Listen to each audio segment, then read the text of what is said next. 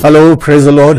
परमेश्वर को हम धन्यवाद देते हैं एक बार फिर से आज की सच्ची शाम के लिए, इस खूबसूरत मौके के लिए जो प्रभु ने बड़े दया और अनुग्रह से आपके और मेरे जीवन में दिया।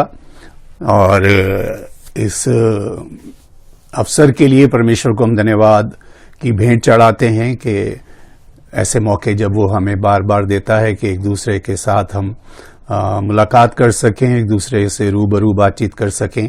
तो सारी बातों के लिए हम परमेश्वर को धन्यवाद देते हैं। और साथ ही साथ में फैमिली ऑफ क्राइस्ट मिनिस्ट्री के लिए, ब्रदर डियागो परेरा के लिए कि जिन्होंने एक बार फिर से ये मौका मुझे दिया कि आपसे इस प्लेटफॉर्म के जरिए और इस पेज के जरिए मुलाकात कर सकूं और उन सब बातों को जो कि प्रभु ने आज की शाम आपके और मेरे लिए रखी हैं हम मिलकर जान सकें, समझ सकें, सीख सकें।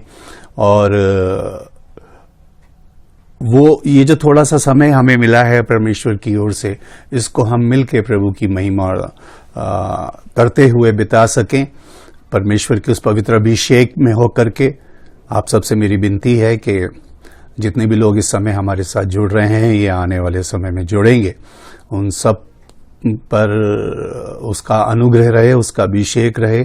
और पवित्र आत्मा की अगुवाई में आप एक प्रार्थना के साथ बैठें, एक लालसा के साथ, इस उम्मीद में और इस आशा में कि निश्चय ही परमेश्वर ने कुछ न कुछ तो आज की शाम आपके लिए और मेरे लिए रखा है, जिसको देने के लिए उसने ये खूबसूरत अवसर हम सबके जीवन में दिया है।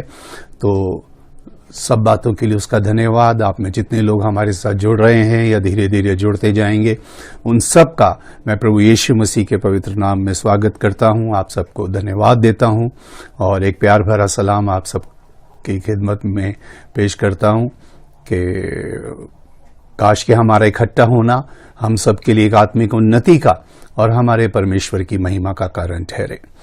तो सब बातों में धन्यवाद, धन्यवाद और धन्यवाद की भेंट चढ़ाते हैं, क्योंकि हम मनुष्य हैं और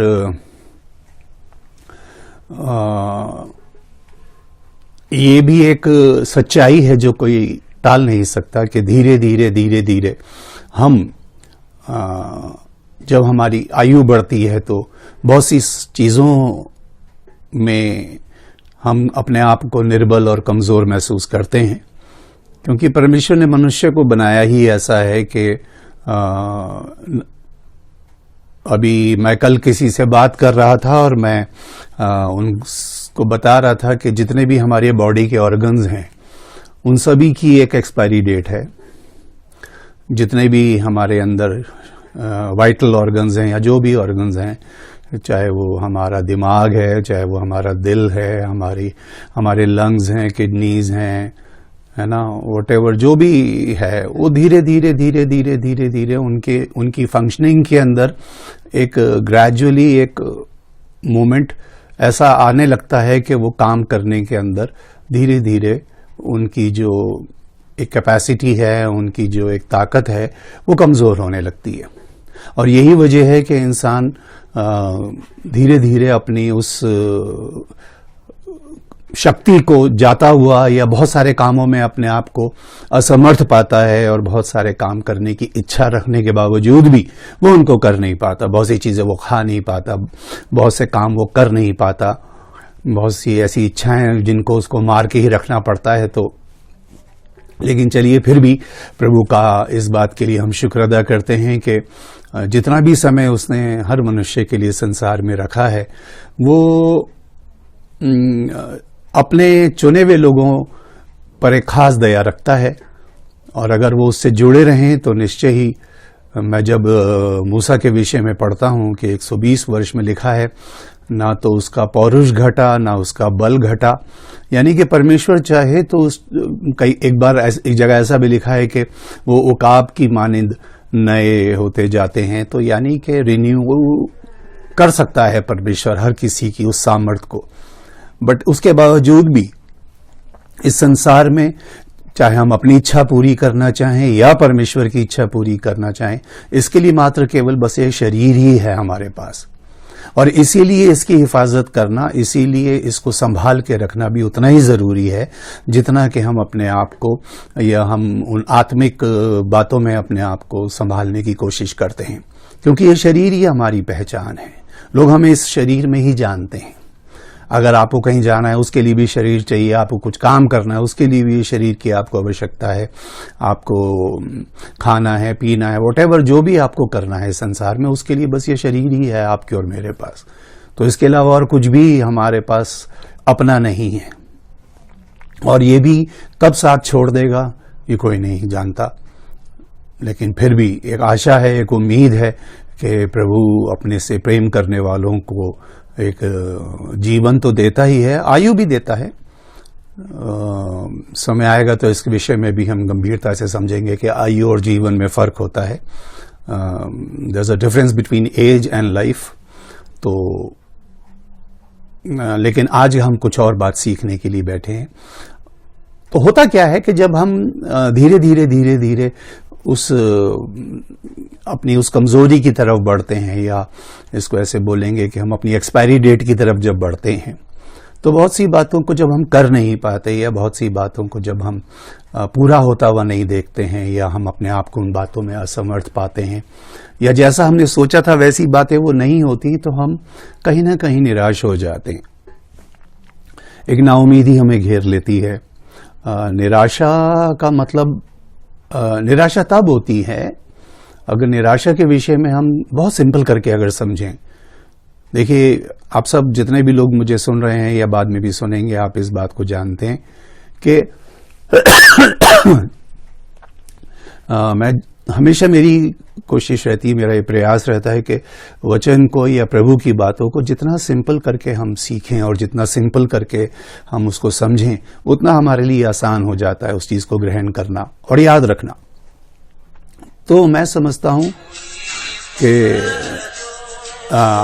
निराशा जो है वो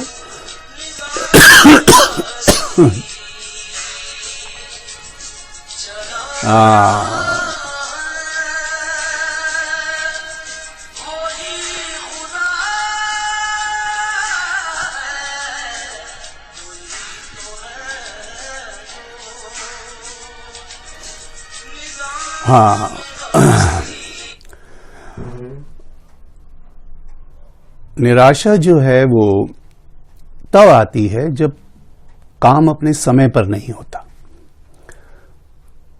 उस तरीके से नहीं होता जिस तरीके से हमने सोचा, वैसा नहीं होता जैसा हमने चाहा।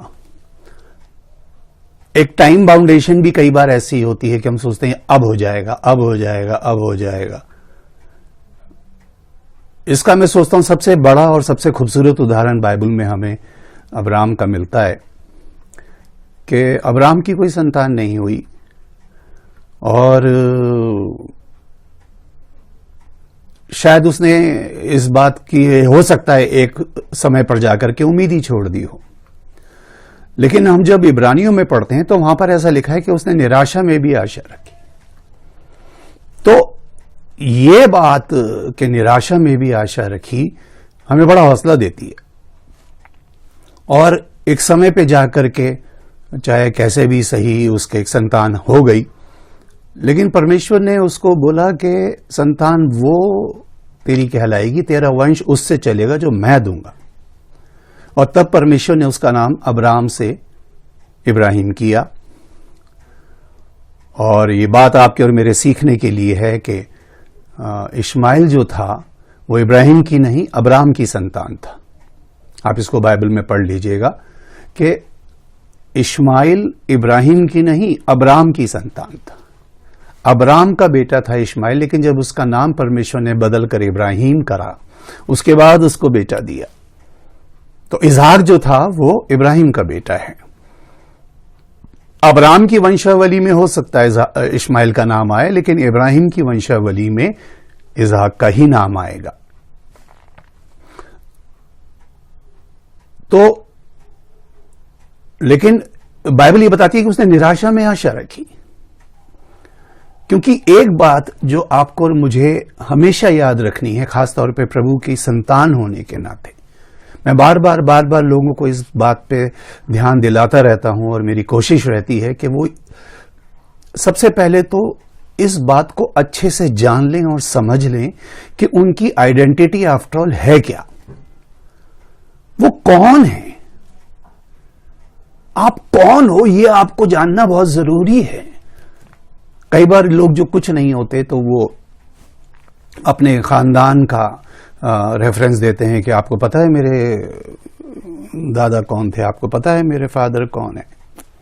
इस बात के ऊपर कई लोग बहुत घमंड भी करते हैं कि मैं कौन से खानदान से बिलोंग करता हूं या कहां से। और अफसोस की बात यह है कि परमेश्वर की जो संतान है वो इस बात को भूल जाते हैं कि हम किसकी संतान हैं। उनको यह भी नहीं पता कि उसकी संतान होने का अर्थ क्या है, उसकी संतान होने की मिरास क्या है, उसके साथ हमें क्या कुछ उसने ऑलरेडी हमारे नाम पे कर दिया है, किन किन चीजों के हम अधिकारी हैं। उसके बावजूद भी रोती पीटती प्रार्थनाएं मैं लोगों की सुनता हूं जो इस बात को शायद समझ ही नहीं पाए कि उनकी आफ्टर ऑल आइडेंटिटी है क्या, उनकी पहचान क्या है संसार के अंदर। वो ये इस बात पर ना तो खुद विश्वास कर पा रहे हैं, ना किसी को विश्वास दिला पा रहे हैं कि भाई मैं परमेश्वर का बच्चा हूं। हालात और परिस्थितियों से रिश्ते नहीं टूट जाते। अगर एक बाप अमीर है और उसका बच्चा गरीब है या चलो घर से चला गया, इसमें बाइबल में भी हमें उदाहरण मिलता है, लेकिन रिश्ता तो बाप बेटे का है ना। बाप सरनेम तो पीछे वही लगा है। और परिस्थितियां अलग अलग हो सकती हैं, परिस्थितियां अलग अलग हो सकती हैं। कोई खुशी में भी हो सकता है, कोई गम में भी हो सकता है, लेकिन रिश्ता कैसे टूट जाएगा। वही तो हमारी पहचान है। कि इसलिए तो पौलुस कहता पहले तुम परमेश्वर के घराने के नहीं थे, अब तुम उसके घराने के हो गए। तो जब हम उसके घराने के हो गए तो हमें समझना है कि हम कौन हैं, क्या कुछ हमारे हिस्से में आया है। वो ले पालक होने का जब अधिकार हमने पाया तो उसके साथ साथ क्या कुछ हमारे नाम पर हो गया। लेकिन उसके बावजूद भी बहुत से लोग ना तो सेटिस्फाइड नजर आते हैं, ना वो आनंदित नजर आते हैं, ना वो उनको तो पता नहीं अभी क्या होगा, कैसे होगा, कैसे नहीं। तुम्हारा पिता जानता है कि तुम्हें क्या क्या चीजें चाहिए। वो तुमसे बढ़कर तुम्हारी चिंता और तुम्हारी सुधि रखने वाला पिता है। तुम जब बुरे होकर अपने बच्चों को अच्छी वस्तुएं देना जानते हो तो तुम्हारा स्वर्गीय पिता तुम्हें ये सब क्यों नहीं देगा। तुम्हें उस बात को सिद्ध तो करो, इस बात को प्रकट तो करो कि तुम किसकी संतान हो। इसीलिए यहूदियों से बात करते समय यूहन्ना के 8वें अध्याय के अंदर वो भिड़ गए प्रभु से, कह रहे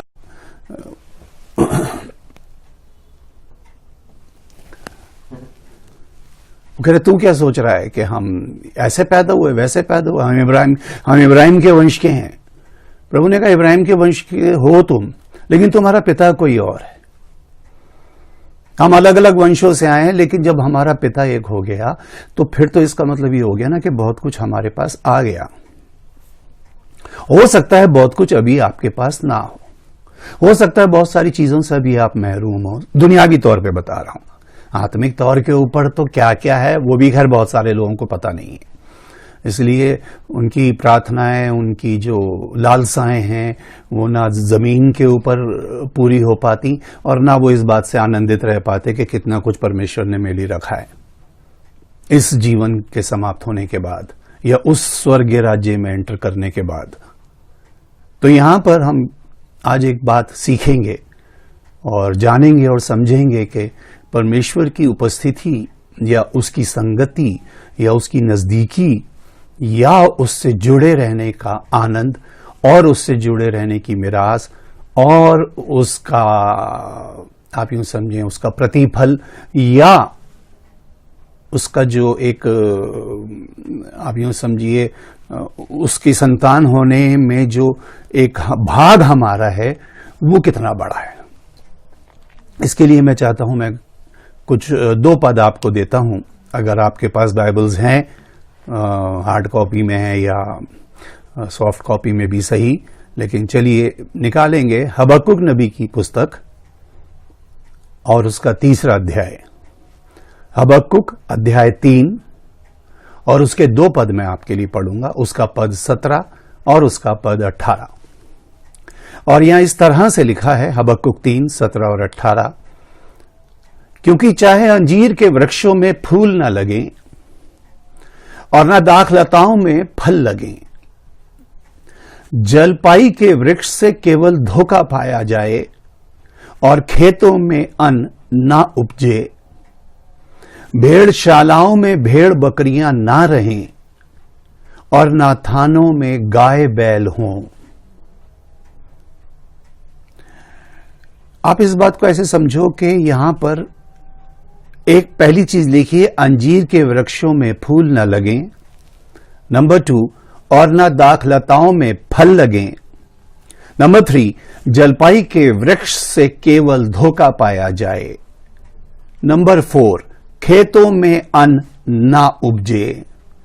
नंबर 5, भेड़शालाओं में भेड़ बकरियां ना रहें। और नंबर 6, और ना थानों में गाय बैल हों।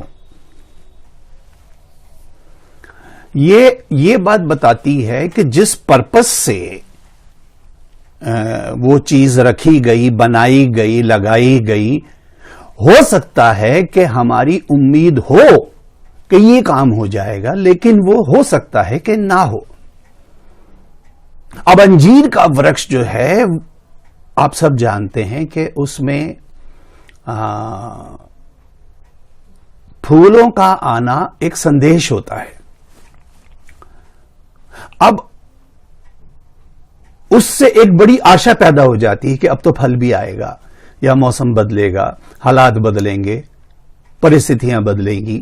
कई बार लोग नेचर को देखकर ही अंदाजा लगा लेते हैं कि, है ना, कि बाइबल में लिखा है कि जब तुम इन सब चीजों को देखते हो तो तुम्हें पता लग जाता है कि अब क्या होने वाला है। धीरे धीरे धीरे हमें मौसम के साथ जीना आ जाता है। हम जान लेते हैं कि अब परिस्थिति कैसी आएगी, अब बादल आएंगे, अब ये मौसम बदलेगा, अब पतझड़ है, गर्मी है, सर्दी है, बारिश का सब, अब मानसून आने वाला है, व्हाटएवर जो भी है, कि धीरे धीरे इंसान उस प्रकृति के साथ अटैच इस तरह से हो जाता है कि उसको समझ में आने लगता है कि अब क्या होने वाला है। लेकिन यहां पर लिखा है कि चाहे अंजीर के वृक्ष में फूल ना लगे, और ये एक नाउमीदी की बात है, ये एक निराशा की बात है कि जिस आशा से सोचा था वो नहीं लग रहा। और आगे लिखा है, और ना दाखलताओं में फल लगे। अब दाखलता जो है वो लगाई इस कारण से गई है कि उसके अंदर दाख आए, उसके अंदर फल आए, और हो सकता है कि एक उम्मीद हो कि अब आ जाएगा, अब आ जाएगा, अब आ जाएगा, शायद अब आ जाएगा, लेकिन नहीं आ रहा उसके अंदर फल। तो ये एक बहुत बड़ी नाउमीदी है कि आदमी सोच रहा है कि मैंने दाख की ये लता लगाई है और इसके अंदर फल आना जरूरी है, मैंने इसकी जो भी था, जो मेरा फर्ज था, जो मेरी ड्यूटी थी, वो मैंने अपनी तरफ से पूरी की, लेकिन उसका रिजल्ट वैसा नहीं आ रहा है। तो ये एक निराशा की बात है। और आपके जीवन में ऐसा बहुत बार होगा कि आपने बहुत सारी चीजों के अंदर प्री प्लानिंग की होगी, बहुत कुछ ऐसा सोचा होगा, ये शायद अब हो जाएगा, बहुत अब हो जाएगा, ये काम अब हो जाएगा, और नहीं हो रहा है। बहुत से लोगों की शादी नहीं हो रही है, वो इस निराशा में जी रहे हैं। बहुत सौ की हो गई तो अब उनके आगे संतान नहीं हो रही है, वो एक निराशा में है। बहुत सौ की नौकरी नहीं लग रही है, किसी की लग रही है तो उसकी सैलरी नहीं मिल रही है, किसी का बिजनेस नहीं चल रहा है, जिस पर्पज से इतना पैसा इन्वेस्ट किया था उतना उसका रिजल्ट, उसका उतना आउटकम, रिटर्न नहीं आ रहा है उतना। तो ये सब निराशाओं की तो बातें हैं। जैसा सोचा था वैसा जीवन साथी नहीं निकला, जैसे सोची थी वैसी संतान नहीं निकली, जैसी सोची थी वैसी पत्नी नहीं मिली, जैसा सोचा था वैसा पति नहीं मिला। और फिर इंसान के जीवन में कुड़कुड़ाना, बुड़बुड़ाना, झुंझलाना, या अपनी फ्रस्ट्रेशन को किसी और तरीके से निकालना शुरू हो जाता है। और कई बार वो उसकी बातों में भी जाहिर होने लगता है, वो लोगों से बताने लगता है कि, और फिर वो अब उन सारी कमियों को जो उसके अपने घर के अंदर होती हैं, अपने जीवन साथी में, बच्चों में, वो पब्लिकली उसको अनाउंस करने लगता है। अरे बेकार है मेरी बीवी, बेकार है मेरा आदमी, ऐसे से ना होना अच्छा, ऐसे औलाद से ना होना अच्छा, ये होना वो होना, पता नहीं हमने क्या करा, क्या हमने ऐसे बुरे काम किए थे, पता नहीं क्या हमारा ऐसा नसीब है, और ये वो करके ये सब मैं आपको पता है, ये मैं उन लोगों की बात बता रहा हूं जो शायद अपने आप को परमेश्वर की संतान समझते हैं। कहीं ना कहीं उनको ये भरोसा, ये विश्वास शायद होता है कि परमेश्वर हमें देख रहा है, लेकिन पता नहीं क्यों हमारी मदद नहीं कर रहा, क्यों परमेश्वर हमारी नहीं सुन रहा, क्यों हमारी प्रार्थना का उत्तर नहीं आ रहा। प्रार्थना तुम वैसे कर ही नहीं रहे जैसे करनी। भैया हमने बहुत दुआएं की, क्या दुआ करी है आपने? जरा करके दिखाइए वो दुआ जो आपने की थी। फिर वो दाएं बाएं देखेंगे, कभी सर खुजाएंगे, कभी पैर खुजाएंगे। क्या दुआ करी है आपने?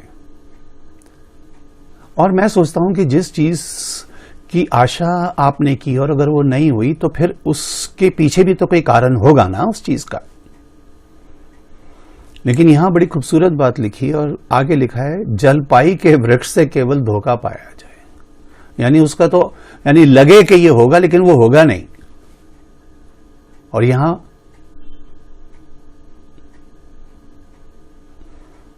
वृक्ष बताया है जिसको उगने में, बढ़ने में कितने साल लगे होंगे, और हर उसकी जो ग्रोथ है वो मन में उम्मीद बढ़ाती जाती होगी कि अब तो मौसम आया, अब तो ये इतना स्ट्रांग हो गया, अब तो फलवंत होगा, देखो अब तो पत्ते भी आ गए, अब तो बहुत हरा भरा हो गया, अब तो। लेकिन उसका आउटकम कुछ भी नहीं है और तब निराशा आती है। आपने जीवन में बहुत बार ऐसा आपके साथ हुआ होगा कि आपने सोचा कुछ और वो हुआ नहीं वैसा, आपने चाहा लेकिन वैसा हुआ नहीं, और तब एक बहुत बड़ी निराशा में आदमी फंस जाता है। आज पूरा विश्व एक ऐसी निराशा में जी रहा है। वो सोच रहे हैं कि शुरू में जब ये वायरस अटैक शुरू हुआ, लोग कह रहे थे बस 30-40 दिन के अंदर खत्म हो जाएगा, और लोग इस बात को सुनकर के बड़े खुश भी थे, और जैसे जैसे उनको इंस्ट्रक्शन मिलते गए वो करते गए। उनको बोला ताली बजाओ, वो ताली बजा रहे हैं, उनको बोला थाली बजाओ, तुम थाली बजा रहे हो, बोले दिए जलाओ तो दिए जला रहे हैं।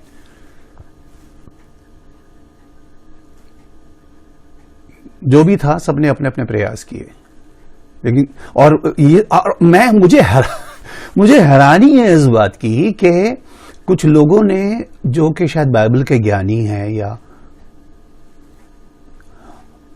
मैं एक बात से और बहुत हैरान होता हूं, ये जितने लोगों ने अपने नाम के आगे प्रॉफिट लगा रखा है, जो दुनिया भर की प्रोफेसी कर रहे हैं, इनको प्रभु नहीं बता रहा कि ये कोरोना वायरस कब खत्म हो जाएगा, ये पूछते ही नहीं बैठ के परमेश्वर से। कल मैं 2 लोगों की वीडियो देख रहा था, तो वो लेडी थी, वो लगी पड़ी है पता नहीं क्या बताने में, उसने अपने नाम के आगे प्रोफेटेस लगा रखा है। तो प्रोफेटेस जी या प्रॉफिट जी या अपोस्टल जी, आप थोड़ी सी मदद अपनी कलीसिया, कम से कम अपने समाज की तो इतनी तो करो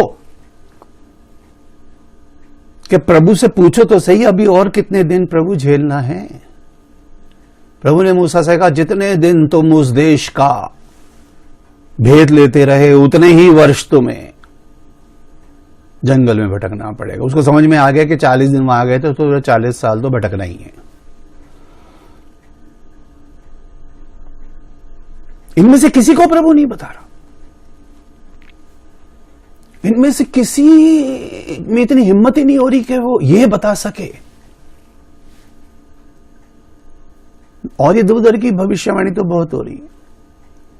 और लोगों ने पता है उस समय क्या जोड़ा, लोगों ने जोड़ा उसको कि बाइबल की आयतें निकाल के रहे हैं। देखिए मूसा वहां 40 दिन रहा, नूह किश्ती में लॉकडाउन, उसको नूह की किश्ती को उन्होंने लॉकडाउन बना दिया कि लॉकडाउन, इस लॉकडाउन से नूह को जोड़ दिया कि वो 40 दिन किश्ती में रहा ना। भाई ध्यान से पढ़ो, इससे पहले कि जुबान खोलो, इससे पहले कि मुंह खोलो और तुम्हारी उस मूर्खता या तुम्हारी अज्ञानता तुम्हारे मुंह से प्रकट हो, कम से कम बाइबल पढ़ो, अच्छे से जानो कि नूह आफ्टर ऑल कितने दिन उस नाव में रहा। 40 दिन और 40 रात तो केवल पानी ही बरसा था। ध्यान से पढ़ोगे तो समझ में आएगा, साल भर से ऊपर रहा उस किश्ती के अंदर वो। तो अगर तुम्हें परमेश्वर ने ये एक रेवलेशन दिया है कि जितने साल नूह किश्ती में रहा उतने ही साल तुम्हें लॉकडाउन झेलना है, तो यही समझ लो तुम कि कम से कम 1 साल से ज्यादा तो तुम्हें झेलना ही झेलना है। तो 40 दिन गुजर गए और लोग कह रहे थे कि वाह अब तो ये लॉकडाउन खत्म हो जाएगा, वायरस भाग जाएगा। 40 से जब 41 दिन हुआ, 45 हुआ, 50 हुआ, फिर एक निराशा आई, हाय हाय हाय अब क्या होगा। फिर जब न्यूज आनी शुरू हुई, इतना यहां इतने मर गए, वहां इतने मर गए, उस देश में इतने मर गए, वहां इतने मर गए, अपने यहां इतने मर गए, तब समझ में आया ओहो ये तो बड़ी खतरनाक चीज है भाई। फिर कोसना शुरू किया चीन को, इसको, उसको।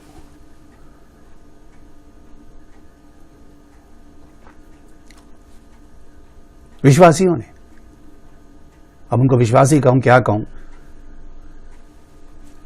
लेकिन उनकी एक उम्मीद तो खत्म हो गई। और आज स्थिति यह है कि सरकार ने भी हाथ खड़े कर दिए और सबने कह दिया बोले तुम जानो, तुम्हारा काम जाने। और आप सब इस बात से सहमत होंगे जो मैं अब आपको बताने जा रहा हूं। आप किसी भी मार्केट में चले जाओ इस समय, किसी भी, आपको लगेगा इनमें से किसी को कोरोना के बारे में पता भी है। मार्केट में ऐसा लग रहा है बंदे पे बंदा चढ़ रहा है, सर्दियों के कपड़े आ गए हैं, स्वेटर एक लेडी ने उतार के नीचे रखा, दूसरी ने उठा के वही पहन लिया। एक बंदे ने जैकेट उठाई, उसमें पहनी, फैट नहीं आई, उन्हें कही, तुरंत दूसरे ने उठा के पहन ली। कहां सोशल डिस्टेंसिंग की बात कर रहे हैं हम। लेकिन चलिए वो 40 दिन जब गुजर गए तो लॉकडाउन क्यों नहीं खुला, अब पता नहीं क्या होगा। तब आई निराशा, धोखा पाया। ये है धोखा। आप खुद अपनी ही बात में धोखे में आ गए, आपने खुद ही कैलकुलेशन लगा ली और बाइबल की आयतें लिख लिख कर सोशल मीडिया तक पे पोस्ट कर दी, सिर्फ शायद लोगों को बताने के लिए कि हमें कितना ज्ञान है और प्रभु ने हमें कितना बताया। प्रभु ने तुम्हें वाकई बताया था कि 40 दिन के बाद सब ठीक हो जाएगा, जो तुमने मुंह खोला।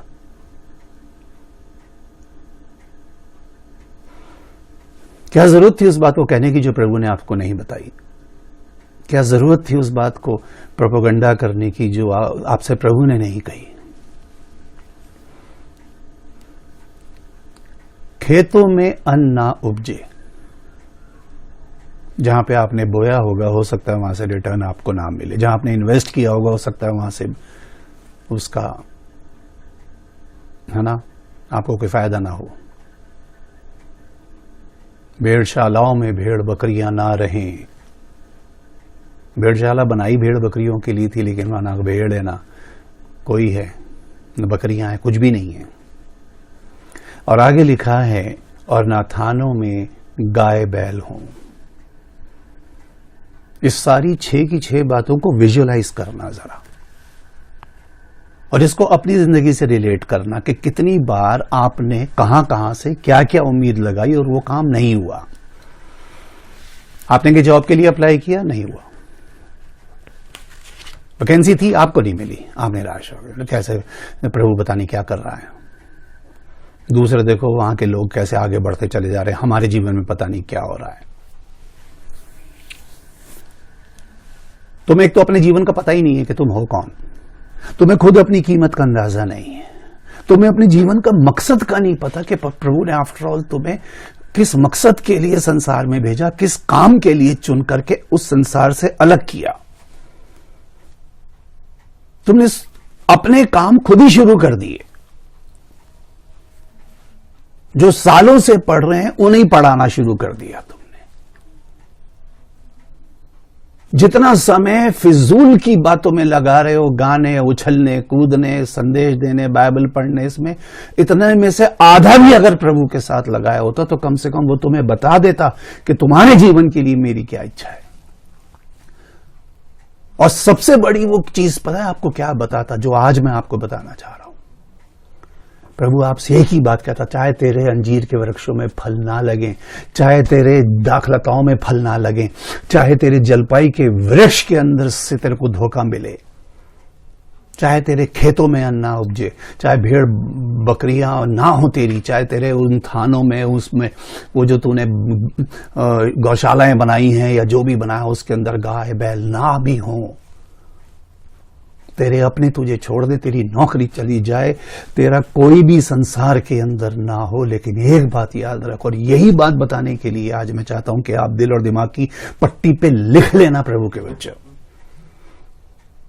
प्रभु एक बात पे आपका हौसला टिकाना चाहता है और एक ही बात पे आपका ईमान और आपका यकीन दिलाना चाहता है, आपके विश्वास को दृढ़ करना चाहता है। चाहे कोई हो या ना हो, मैं हूं। वो भेड़ बकरियां नहीं है, मैं तो हूं। फूल नहीं है, फल नहीं है, अन्न नहीं है, मैं कह रहा हूं कुछ भी नहीं है, मैं तो हूं। तू सोचता ये सब मिल जाएगा तब शायद तू मेरी तरफ को मुड़ेगा और सारे ब्रदर जब ये हो जाएगा तब हम प्रभु के लिए भी थोड़ा समय बताएं।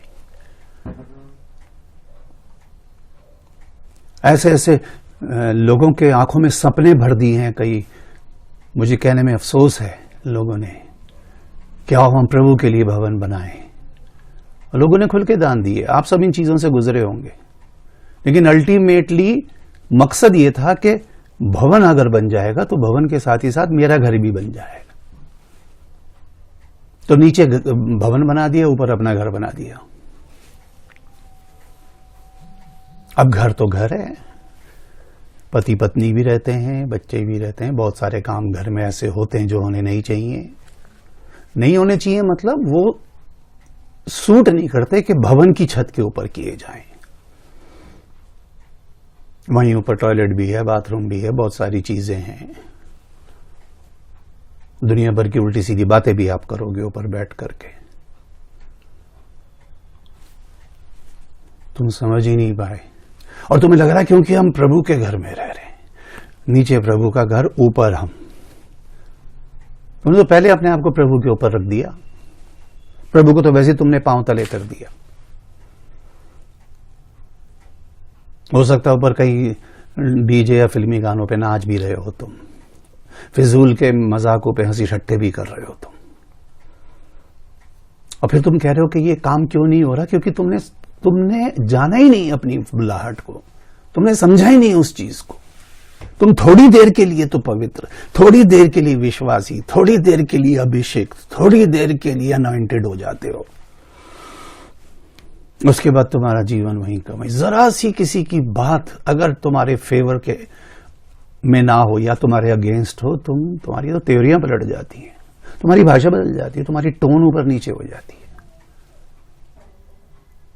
और ये जब सारे काम नहीं होते ना, कि चाहे ना अंजीर में फूल लगते हैं, ना ये आते हैं, ना वो सब चीजें नहीं होती जो हमने सोचा था कि प्रभु में आने के बाद तो अब तो बरकतें ही बरकतें, क्योंकि यही आजकल लोग प्रचार कर रहे हैं और यही हमारे कानों में भर दी गई है बात, प्रभु के पास आओ बरकतें पाओ। God is going to bless you today.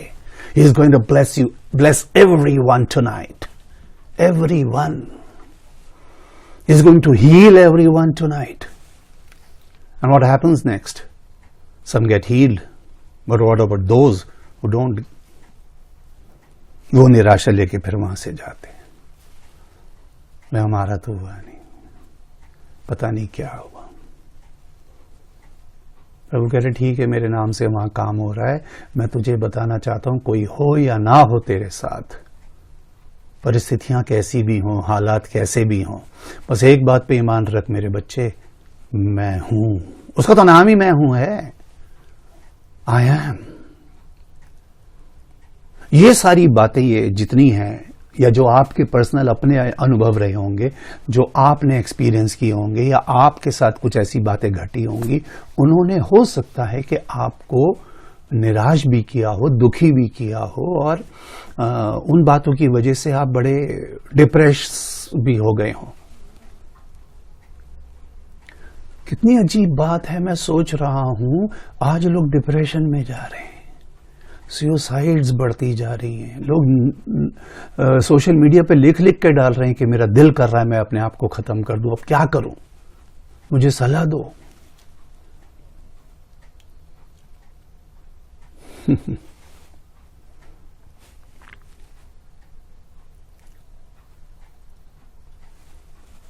मरने से क्या होगा?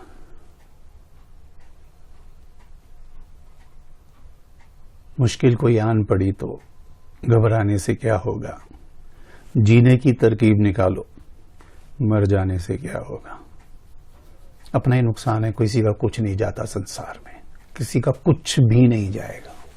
लेकिन हाँ, आप उस काम को पूरा नहीं कर पाएंगे जो प्रभु ने आपके लिए रखा है, इसलिए फोकस उस पे रखो और फिर वो आपको निराश नहीं होने देगा। ये दाख लता, ये अंजीर के पेड़, ये भेड़शालाएं, ये क्या बोलेंगे इसको, अपना जलपाई पे से आंखें हटा करके, भेड़शाला से आंखें हटा के जब उसकी तरफ देखोगे ना, तब निराशा आशा में बदलेगी।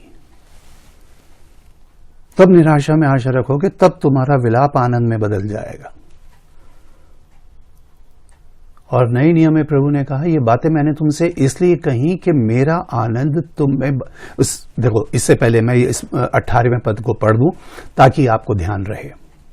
फिर से पढ़ रहा हूं 17 और 18, क्योंकि चाहे अंजीर के वृक्षों में फूल न लगे और न दाखलताओं में फल लगे, जलपाई के वृक्ष से केवल धोखा पाया जाए और खेत में अन्न ना उपजे, भेड़शालाओं में भेड़ बकरियां ना रहें और ना थानों में गाय बैल हों, यानी कहीं से कोई भी किसी चीज की उम्मीद ना रहे।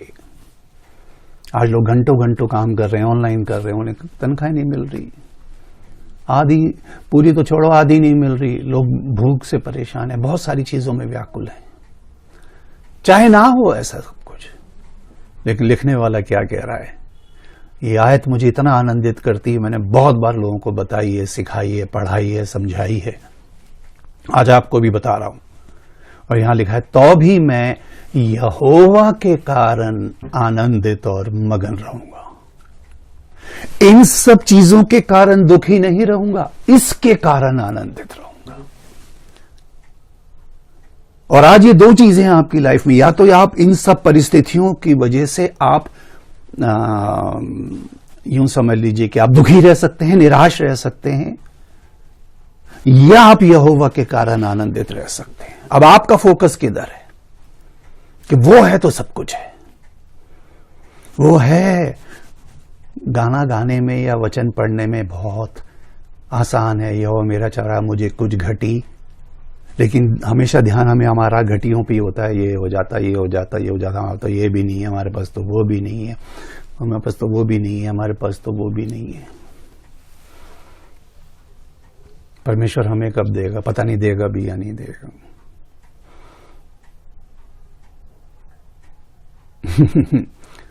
लिखा है, जब उनको मैदान की घास को ऐसा वस्त्र पहनाता है, वो जो ना बोते ना काटते उन्हें खिलाता है। चलिए, तो यहां पे लिखा है, मैं यहोवा के कारण आनंदित और मगन रहूंगा और अपने उद्धारकर्ता परमेश्वर के द्वारा अति प्रसन्न रहूंगा। घबरा जाएंगे लोग आपकी हालत देख के, बोले भाई कुछ भी नहीं है सब कुछ, लेकिन फिर भी हमेशा जब देखो ये आनंदित रहता है। बोले मैं इन सब चीजों के कारण दुखी क्यों रहूं, मैं इसके कारण आनंदित क्यों ना रहूं। जिस तरह एक बार मैं लोगों को बता रहा था, उस अदन की वाटिका में इतने पेड़ थे, लिखा सबका बेख हट के खा सकता है, ऐसा लिखा है। तो जरूरी है उसी का खाना है जिसके लिए मना किया है, और भी तो बहुत कुछ है करने के लिए। जरूरी है इन सब चीजों की वजह से आप डिप्रेशन में, दुख में और परेशानी में जाओ, कोई और भी तो है जो आपके साथ खड़ा है, जो आप में है, जो हमेशा आपके साथ है। क्या आपके आनंद का कारण यहोवा है या आपके दुख का कारण यह संसार है? इन दोनों चीजों पे मनन करना। पौलुस इसीलिए तो कहता है प्रभु में सदा आनंदित रहो। फिर वो कह रहा पता नहीं इनको समझ में आई या नहीं आई ये प्रभु, क्योंकि ये सब चीजें आनंद करने वाली तो कोई हमारी जीवन में परिस्थिति नहीं है। कोई ऐसी चीज ये मिल जाता तो मैं खुश हो जाता, इतना बड़ा घर होता तो मैं खुश हो जाती, इतना बड़ा मकान होता तो मैं खुश हो जाता, बैंक बैलेंस में इतना होता तो मैं खुश हो जाता। तू तब भी नहीं खुश रहता। देखो 3 कमरे से निकाल के प्रभु 6 कमरे में ले जाए, फिर 6 से तू 12 में सोचेगा कि 20 में जाए। हवस कहां पूरी होती है? लालच का कहां एंड है? चाहत की कहां सीमा है? और उम्र खत्म होती जा रही है। एक आदमी के पास कैपेसिटी, उसके पास धन बहुत था, लेकिन उसको पता लगा उम्र कम है, वो प्रभु के पास आगे कह रहा प्रभु लंबी उम्र पाने के लिए मैं क्या करूं, क्योंकि जितना जोड़ा है उसको खर्च करने के लिए तो है नहीं। प्रभु ने कहा जो जोड़ा है उसको हटा दे, टेंशन खत्म। ऐसा तो जोड़ा है मैंने कितनी मुश्किल से तो इकट्ठा किया है। देखा जितनी तेजी से आया था उससे दुगनी तेजी से वापस चला गया। देखा दौड़ता हुआ आया था, प्रभु के चरणों में गिरा और आगे लिखा है बहुत उदास होकर चला गया क्योंकि बहुत धनी था। तो मैं यहोवा के कारण आनंदित रहूंगा। What is the reason of your joy? इस आयत को अगर आप 18वीं में इंग्लिश में पढ़ेंगे लिखा है रिजॉइस इन द लॉर्ड। मैं आप बता ये रहा हूं कि परिस्थितियां कुछ भी हो, आप अपना आनंद नीचे मत आने देना। दुष्ट तो यही चाहेगा कि आपको निराशा की ओर ले जाए। वो क्या कहते तेरे पास ये भी नहीं है, वो कभी यही बताएगा तेरे पास ये भी नहीं है, तेरे पास ये भी नहीं है, तेरे पास ये भी नहीं है। बोले मेरे पास कुछ ना सही।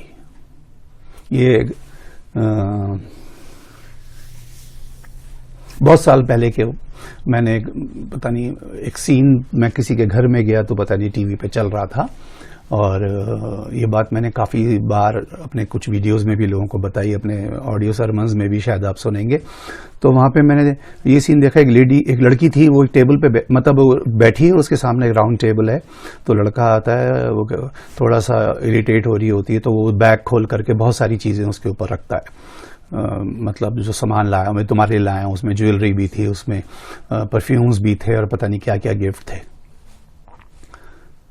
वो लड़की क्या करती है, वो जो शीट थी ना टेबल की, उसे ऐसे खींच के दूर कर देती है, और जितना सामान था वो सब नीचे गिर जाता है। कहती मुझे ये सब कहती है मुझे तुमसे ये सब नहीं चाहिए, मुझे तुम चाहिए।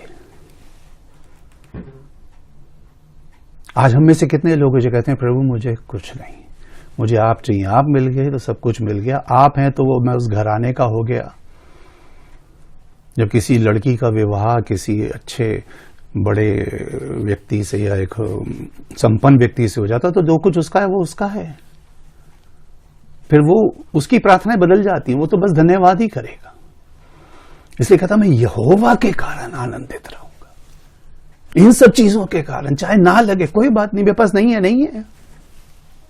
मैं आप प्रभु का दास होने के नाते इतने सालों में बहुत सारी चीजों को संसार में जमा या इकट्ठा या जोड़ नहीं पाया, और इसका मुझे रत्ती भर भी गम नहीं है। और मैं हमेशा लोगों को आनंद बांटता हूं, और मैं खुद भी आनंदित रहता हूं, और जो निराशा में है उनके लिए हमेशा आशा के संदेश देता हूं, उनको उठाता हूं, उनको उत्साहित करता हूं, प्रोत्साहित करता हूं। क्यों? क्योंकि मैं उनका फोकस हमेशा इन सब चीजों पे से हटा के उसकी ओर लगाना चाहता हूं जिसने मुझे आज तक आनंदित रखा है, जिसने भर दिया मेरे जीवन को आनंद से। मुझे कहने में कोई भी शक नहीं है, अगर आज की रात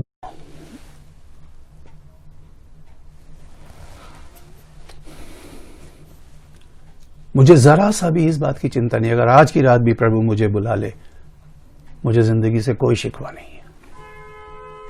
मेरी कोई ऐसी हसरत नहीं जो बाकी रह गई। मेरा कोई अगर प्रभु ने अपना काम लेना है वो सांसें देगा, सांसें अपने ही काम के लिए देगा। जहां तक दुनियावी तौर पे बात है, सब कुछ दिया उसने, और सबसे बढ़कर के अपने उस आनंद से बढ़ दिया। इसलिए मैं हमेशा उसके कारण आनंदित रहता हूं, और चाहता हूं कि मेरे वजह से भी लोगों को आनंद ही मिले।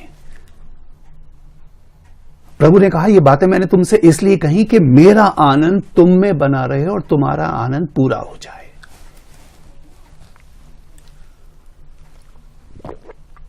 जैसे एक गिलास है, आप इसको देखें, इसमें आधा पानी है, और प्रभु कह रहे हैं मैंने तुमसे बातें इसलिए कही कि मेरा आनंद तुम में बना रहे। यानी ये जो खालीपन है तुम्हारा आनंद अपना है, लेकिन जब तक अधूरा है, जब तक इसमें मेरा आनंद मिक्स नहीं होगा। और जब उसका आनंद आ जाता है तो तुम्हारा आनंद पूरा हो गया। अब जब आनंद पूरा हो गया, जब ये अप टू द ब्रिम है ना, आप समझ, लबालब जब भर जाता है, तो उसके बाद इसमें एक बूंद की भी जगह नहीं होती। अब संसार में क्या आनंद खोजेंगे? अब तो हम हमेशा आनंदित रहते हैं, चीजों के कारण नहीं, मटेरियलिस्टिक थिंग्स के वजह से नहीं, रिश्तों की वजह से नहीं, उन चीजों की वजह से नहीं जो आज हैं और कल चली जाएंगी। आज है, इसलिए मैंने यहीं से बात शुरू की थी कि धीरे धीरे जब उम्र बढ़ती है तो चीजों पे से दिल हटता है, और इंसान समझ जाता है कि अब इन सब चीजों को मुझे छोड़ के जाना है। लेकिन एक है जो कल भी था आपके साथ, आज भी है, मैं उसके कारण आनंदित रहूंगा। और मैं चाहता हूं आज की शाम में आपके अंदर इस बात को भर दूं, किसी भी चीज, किसी परिस्थिति में। मैं कह रहा हूं, चाहे वो कहता ना मैं अंधकार से, वो मृत्यु की तराई में से भी होकर के जाऊं तो हानि से नहीं डरूंगा। हानि होगी क्या मेरी? अभी पिछले दिनों मैं आपको बता रहा था, तेरी हानि के लिए बनाया गया हथियार सफल नहीं होगा, बनेगा, सफल नहीं होगा, क्योंकि वो है, यहोवा के दासों का यही भाग होगा, वो है, इसलिए हम उसके कारण आनंदित रहते हैं।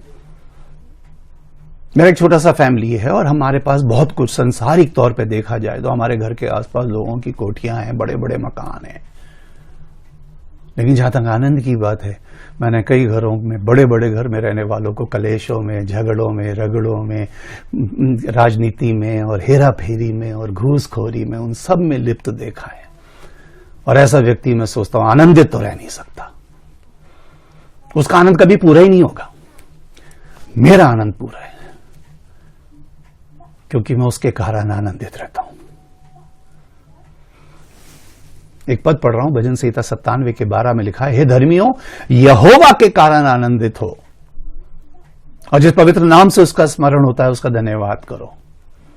धन्यवाद भी वही कर पाएगा जो आनंदित होगा। अभी पिछले परसों जब मैंने वीडियो में आपको बताया था थैंक्स गिविंग के बारे में, जो वीडियो आपने देखा होगा, नहीं भी देखा तो आप यूट्यूब पे देख सकते हैं, तो वहां पे उसने बोला कि I will enter his gates with thanksgivings in my heart, यानी कि प्रभु ने कहा कि तेरे दिल का हाल मैं जानता हूं, तेरी क्या परेशानी है, क्या चिंता है, लेकिन मेरे फाटकों में जब आना, धन्यवाद करता हुआ आना, क्योंकि अब ये समझ के आना कि जितनी भी चिंताएं, परेशानियां हैं, वो इस गेट के अंदर जाने के बाद सब बदल जाएंगी, समाप्त हो जाएंगी।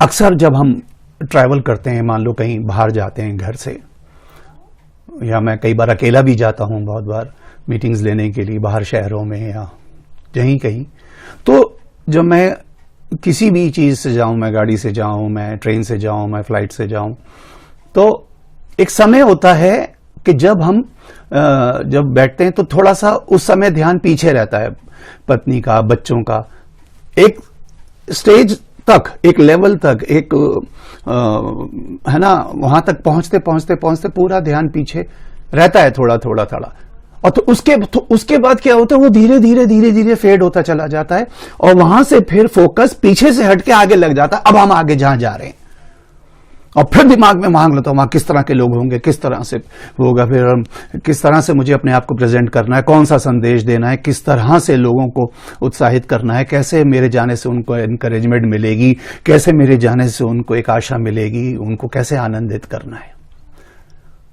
और यही बात प्रभु कह रहे हैं कि तू रोता पीटता जैसा भी है, दरवाजे तक तो तू आना, लेकिन दरवाजे के बाद जब तू अंदर आनंदित होकर मतलब धन्यवाद देता हुआ आएगा, तब मैं तेरे विलाप को आनंद में बदल दूंगा। धन्यवाद ही वो दे सकता है जो आनंदित होगा। और आनंद में जरूरी नहीं कि आपकी आंख से आंसू ना बह रहे हो, आनंद अलग चीज है। आनंद तो आत्मा का एक फल है, इसके विषय में आने वाले समय में मैं आपको बताऊंगा। भजन संहिता 107 में एक पद लिखा है, और इस एक पद को 4 बार लिखा है। आपको बहुत कम ऐसे भजन संहिता मिलेंगे जहां पर एक ही बात को 4 बार रिपीट किया गया, और चारों बार एक ही तरीके से लिखा गया है। भजन संहिता 107 के 8 में, 15 में, 21 में और 31 में। नोट कर लीजिए, भजन संहिता 107 का 8, 15, 21 और 31। और वहां पर क्या लिखा है, मैं पढ़ रहा हूं आपके लिए। लोग यहोवा की करुणा के कारण लोग यहोवा की करुणा के कारण और उन आश्चर्य कर्मों के कारण जो वो मनुष्यों के लिए करता है, उसका धन्यवाद करें। जरूरी नहीं कि कोई काम आपके जीवन में हुआ है तभी आप धन्यवाद करें, आप दूसरों के जीवन में भी काम होता हुआ देख के धन्यवाद कर सकते हैं। हमने इन सालों में हजारों लोगों के लिए प्रार्थनाएं की हैं, आज के दिन तक करते हैं, और जब उनके जीवन में हम उस प्रार्थना का उत्तर आते देखते हैं तो हमें ये नहीं पता कि वो धन्यवाद करेगा नहीं करेगा, उससे पहले हम धन्यवाद करते हैं, क्योंकि हमें लगता है ये प्रभु ने हमारी प्रार्थना का उत्तर दिया है, हमारे विश्वास को बढ़ाने के लिए दिया है। और इसी एक पद को आप नोट कर लेना, एक ही पद को बाइबल में या इस भजन संहिता में 4 बार एक ही तरीके से लिखा है, 8वें में भी, 15 में भी, 21 में भी और 31 में भी। लोग यहोवा की करुणा के कारण और उन आश्चर्य कर्मों के कारण जो वो मनुष्य के लिए करता है। इंटरेस्टिंग लगती ना ये बात, यहोवा के कारण। यहोवा के कारण। बस ये 3 शब्द हैं ना जो मैं चाहता हूं आज की शाम आपके दिल में बैठ जाए। यहोवा के कारण मुझे कोई डर नहीं, यहोवा के कारण मुझे कोई भय नहीं, यहोवा के कारण मुझे कोई चिंता नहीं, यहोवा के कारण मेरा कोई नुकसान नहीं। कोई चीज मेरे पास हो या ना हो, लेकिन उसके कारण तो मैं आनंदित हूं और आनंदित रहूंगा, क्योंकि यहोवा कल आज युगानुयुग एक सा है, वो हमेशा मेरे साथ रहेगा। मैं यशायाह नबी का एक पद पढ़ रहा हूं आपके लिए, उसका 61वां अध्याय, यशायाह 61 पुराने नियम में से, और उसका 10वां पद है। ध्यान से सुनिएगा यहां क्या लिखा है। मैं यहोवा के कारण अति आनंदित होऊंगा, मेरा प्राण परमेश्वर के कारण मगन रहेगा। मेरा प्राण बीमारियों के कारण दुखी नहीं रहेगा, वायरस के कारण व्याकुल या चिंतित नहीं रहेगा। मेरा प्राण मुझसे जिसने मुझे दिया है वो ही लेने का हक रखता है। बस समझना आप इस बात को, बस थोड़ा समय और है।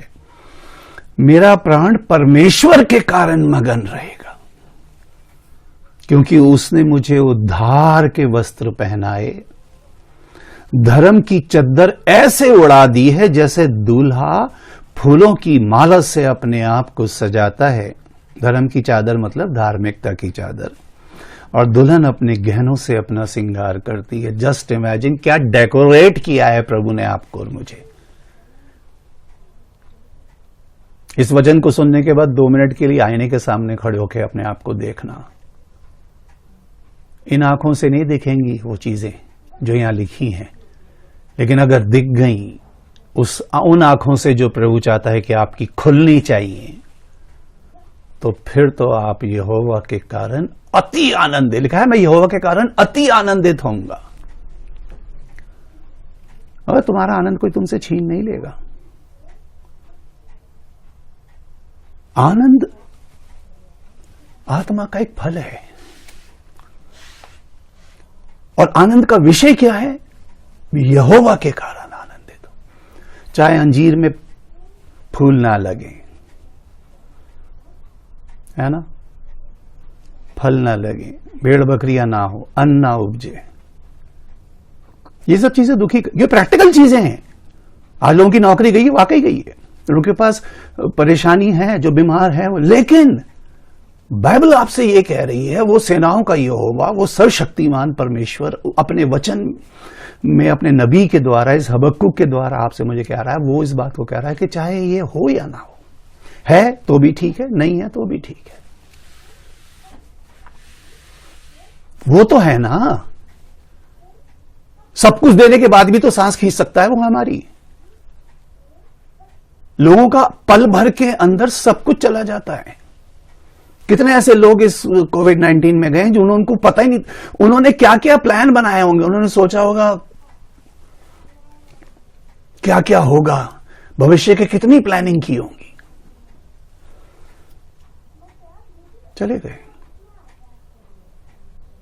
अभी हमारी अपनी नॉलेज में, अपने पहचान वालों में ऐसे ऐसे मेजर एक्सीडेंट्स हुए हैं, बच्चे सब खत्म हो गए। 2 भाई थे बस, वो दोनों भी वेंटिलेटर पे थे। कल न्यूज आई 2 में से 1 चला गया, जो दूसरा है वो भी अभी कोमा में ही है। पता नहीं जब गाड़ी में आ रहे थे क्या क्या बातें करते हुए आ रहे होंगे, कल ये करेंगे या ये करेंगे, आज बहुत लेट हो गए घर पहुंचने में, कल ऐसा करेंगे, परसों वैसा करेंगे। लिखा है मनुष्य के हृदय में बहुत सी कल्पनाएं होती हैं, लेकिन जो युक्ति यहोवा की ओर से होती है वही सफल होती है। ऐसा नहीं कि आपको कल्पनाएं या प्लानिंग या आपको फ्यूचर के लिए कुछ है ना फैसले नहीं लेने चाहिए, लेकिन अगर वो काम वैसा ना भी हो जैसा आपने सोचा था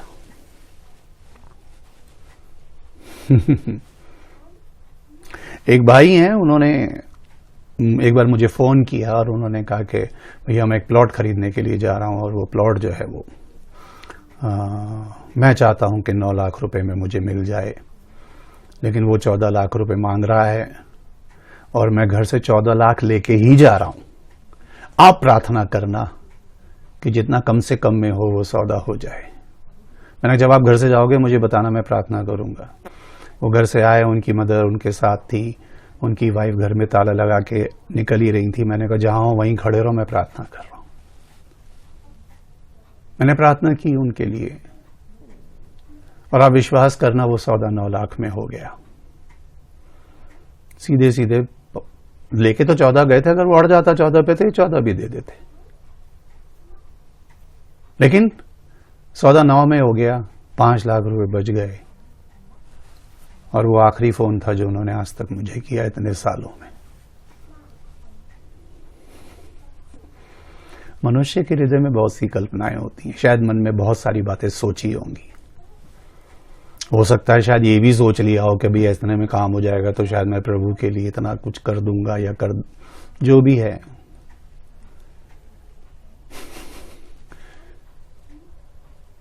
ना। वो तो दयालु है, वो तो पल भर में प्रार्थना का उत्तर देता है। सवाल यह है कि आप ने क्या सोचा और आपने क्या किया। यूं ही थोड़ी ये बातें ऐसी लिख दी हैं, यूं ही थोड़ी पौलुस कहता है कि प्रभु में, संसार में दुखी रहो लेकिन प्रभु में आनंदित रहो।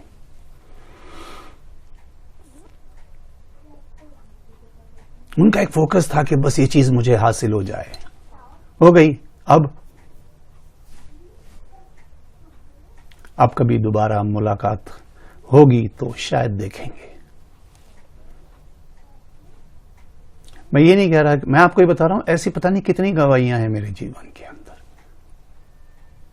लेकिन ये बात मैंने आपको क्यों बताई, क्योंकि उस दिन उन्होंने किया या नहीं किया मुझे नहीं पता, मैंने प्रभु का धन्यवाद जरूर किया, क्योंकि उस प्रार्थना का उत्तर देकर के मैं अति आनंदित हो गया। प्रभु ने मुझे अति आनंदित कर दिया,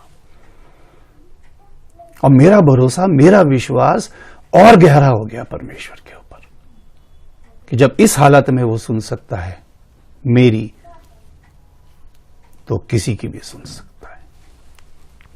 तो प्रभु आप सबको बरकत दे, और इस वचन के जरिए जो कुछ भी आज आपने जाना, समझा और सीखा, उसमें आपको आशीष दे। मैं परमेश्वर का धन्यवाद देता हूं, फैमिली ऑफ क्राइस्ट मिनिस्ट्री के लिए धन्यवाद देता हूं, ब्रदर डियागो पेरेरा के लिए, और आप सब के लिए जितनों ने ये वचन सुना है।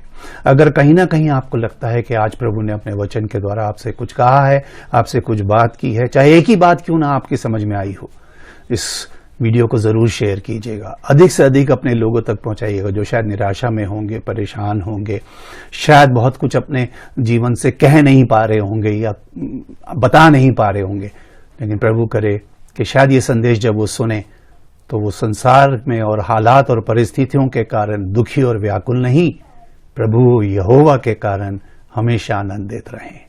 प्रभु आप सबको आशीष दे, उसका अनुग्रह, उसकी दया, उसकी करुणा आप पर, आपके घर, आपके परिवार पर हमेशा बनी रहे।